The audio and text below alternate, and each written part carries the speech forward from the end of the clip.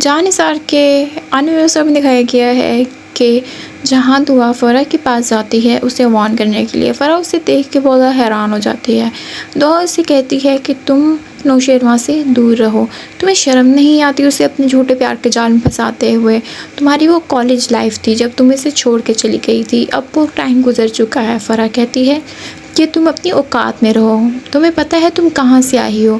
نوشیروان تو پاگل ہو گیا تھا کہ اس نے تم سے شادی کر لی، لیکن اب میں اسے تم سے دور کر کے رہوں گی۔ تب دعا کہتی ہے کہ میں اس کی بیوی ہوں اور تمہیں شرم کرنی چاہیے، تم ایک غیر لڑکی ہو اور نوشیروان کے آگے پیچھے گھوم رہی ہو۔ تمہیں کیا لگتا ہے کہ تم اسے حاصل کر لو گی؟ نہیں کر پاؤ گی، کیونکہ نوشیروان نے کہا ہے کہ اب وہ صرف مجھ سے پیار کرتا ہے، تم سے نہیں کرتا۔ فرح کہتی ہے اگر ایسی بات ہے تو وہ کیوں میری کالز اٹھاتا ہے، کیوں مجھ سے ملنے آتا ہے؟ اس کا جواب جو کہ دعا کے پاس فرح کو سمجھاتی ہے اور اس سے کہتی ہے کہ تم نوشیروان سے دور رہو، وہ صرف میرا ہے، اگر تم نے پھر میرے گھر کو توڑنے کی کوشش کی تو مجھ سے برا کوئی نہیں ہوگا۔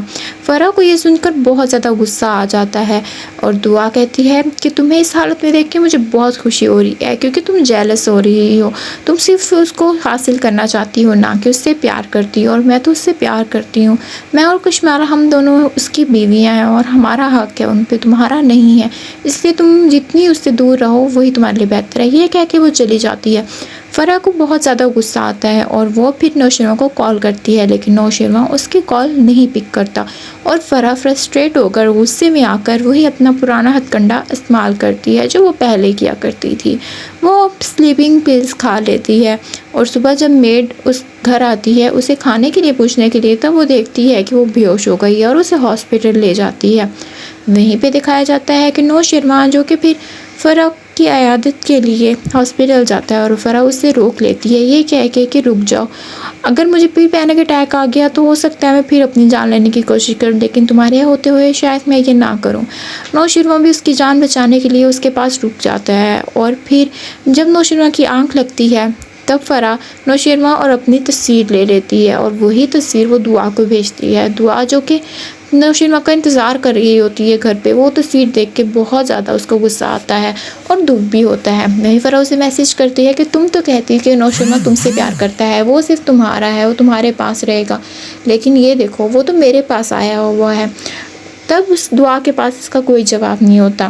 صبح جب نوشیروان گھر جاتا ہے تب دعا اس کا انتظار کر رہی ہوتی ہے اور اس سے پوچھتی ہے کہ آپ کہاں تھے۔ نوشیروان اسے جھوٹ بولتا ہے اور کہتا ہے کہ میں کسی کام میں پھنس گیا تھا، لیکن تبھی دعا کہتی کہ آپ جھوٹ مت بولیں، آپ فرح کے ساتھ تھے، مجھے یہ پتہ ہے۔ تب نوشیروان اسے بتاتا ہے کہ اس کی طبیعت خراب تھی، اس وجہ سے میں اس کے ساتھ تھا۔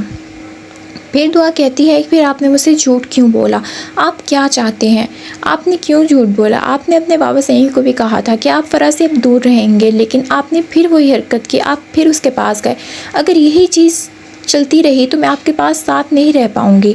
تب پھر وہ کہتا ہے تم ایسے کیوں بول رہی ہو؟ تو دعا کہتی ہے کہ میرا گھر تو ٹوٹ رہا ہے۔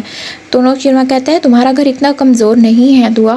دعا کہتی ہے کہ نہیں، میرا گھر کمزور ہی ہے کہ میرا شوہر جو کہ ایک غیر لڑکی کے ساتھ رات گزار کے آیا ہے، چاہے وہ اس کی عیادت کے لیے گیا تھا اور اسے اپنی بیوی کی ذرا فکر نہیں تھی، نہ اپنی عزت کی، نہ اپنے ماں باپ کی عزت کی، اسے صرف اس غیر لڑکی فکر تھی، تو میرا گھر کہاں بچا، میرا گھر تو ٹوٹ ہی گیا ہے۔ اور غزنوی بھی یہ سن کر بالکل خاموش ہو جاتا ہے کیونکہ اسے پتہ ہے کہ وہ غلط کر رہا ہے، لیکن پھر بھی وہ فرح کے پاس جاتا ہے، اس کی کالز اٹینڈ کرتا ہے اور دعا سے بھی جھوٹ بولتا ہے۔